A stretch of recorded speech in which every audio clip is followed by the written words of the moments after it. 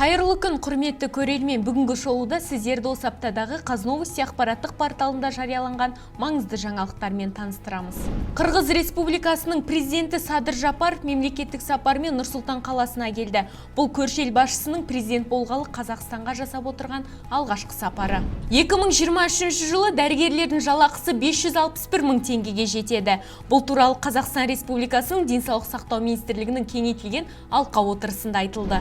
Алматы жастары тұрғын үй бағдарламасымен кімдер үй ала алады?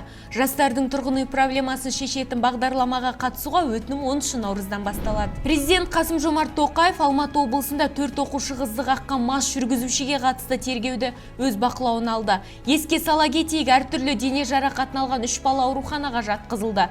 2 қыздың жағдайы өте ауыр. Солтүстік Қазақстанда анасы ұрған 3 жасар қыз қайтыс болды.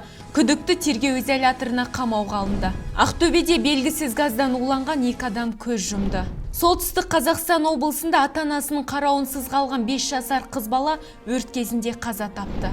Шымкентте Астана телеарнасының тілшісі Бахрамбек Тәліпжановты полицейлер соққыға жықты.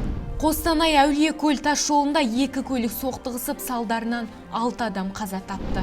Семей қаласында жер үйден өрт шығып 2 адам қайтыс болды.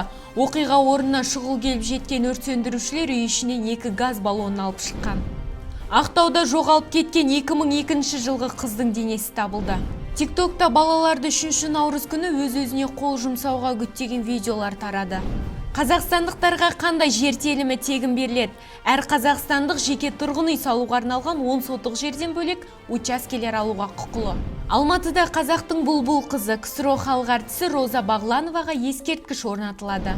Ұлытау этно-рок тобы ақштағы әлемдік байқауда жеңіске жетті. Өнер ұжымы Махамбет Өтемісұлының Жұмыр қылыш күйін орындады. Әлемнен бірер ақпар. Вакцинаның шамасы келмейтін коронавирус мутациясы пайда болды. Жаңа штамм Италияның солтүстігіндегі Врещ аймағында табылды.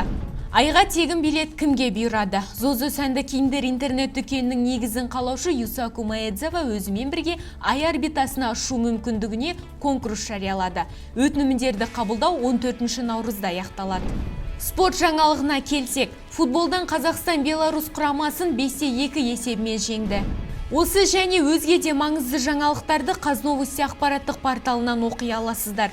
Келесі аптада кездескенше аман болыңыздар.